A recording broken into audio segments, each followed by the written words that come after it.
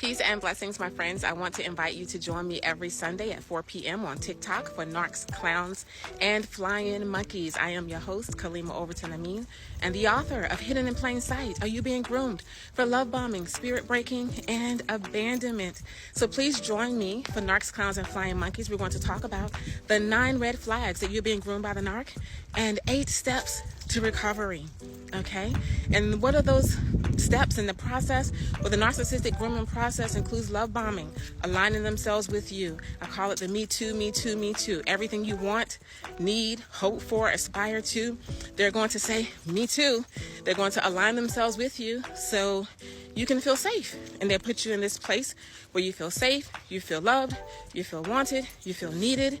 And they're saying, me too, me too, me too. Everything you want to do, they want to do as well.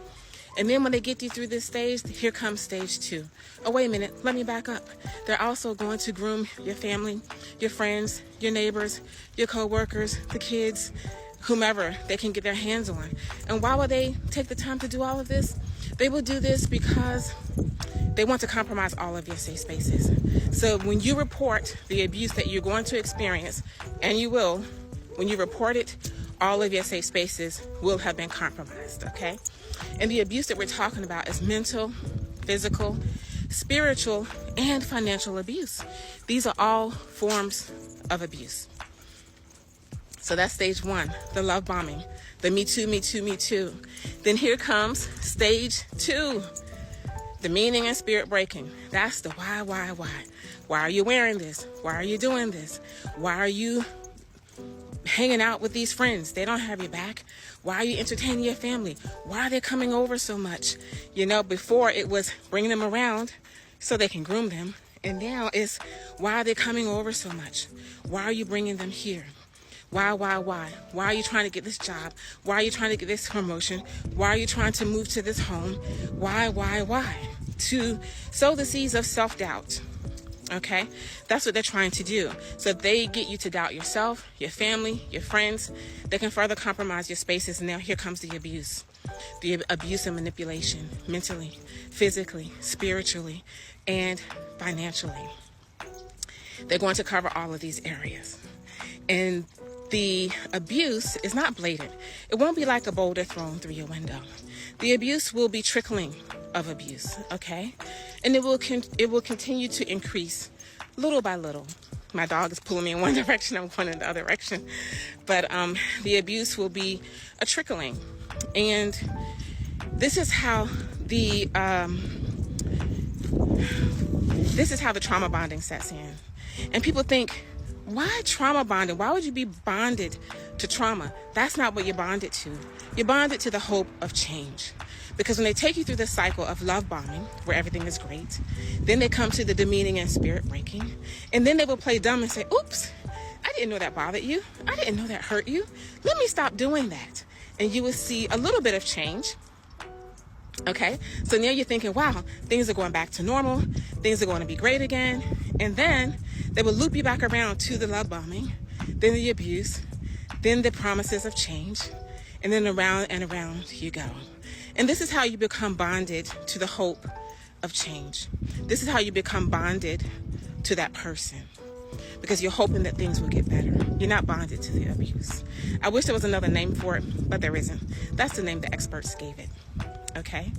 And so once you get through that, now here comes the final finale, the major abuse, whether it's mental, physical, spiritual, and financial, and even abandonment. If you read my book, you'll see women being abandoned on honeymoons, on vacations, on, just coming home and being thrown out of their homes and things of this nature.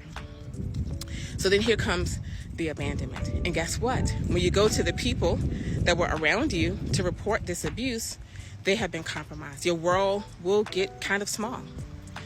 Some people will stick with you, and some people will have those seeds of doubt sown, and they won't believe that you have been abused. And this is where you come to the flying monkeys. And that's what we call the flying monkeys. It's not something I made up. It's actually a term that they use for the people who help and support the narcissist in their abusive tactics and ways. These are family and friends of the narcissist. And they know already that the person is abusive, but they hide it. They hide it from you, and sometimes in hopes that person will change, but oftentimes they're hiding it to protect the narc. Okay, so we're going to talk about all of those things in my series, Narcs, Clowns, and Flying Monkeys. You can see the whole thing every Sunday at 4 p.m. on TikTok.